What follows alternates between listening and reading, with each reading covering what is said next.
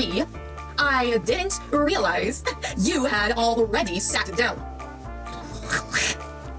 I personally don't understand why Mrs. Gunnerka would pair us up together when clearly we have so many differences. Anyways,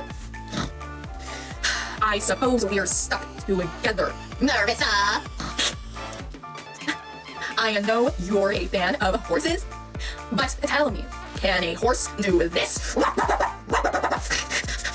Suddenly, I have the urge to connect with my wolf ancestors and bite you.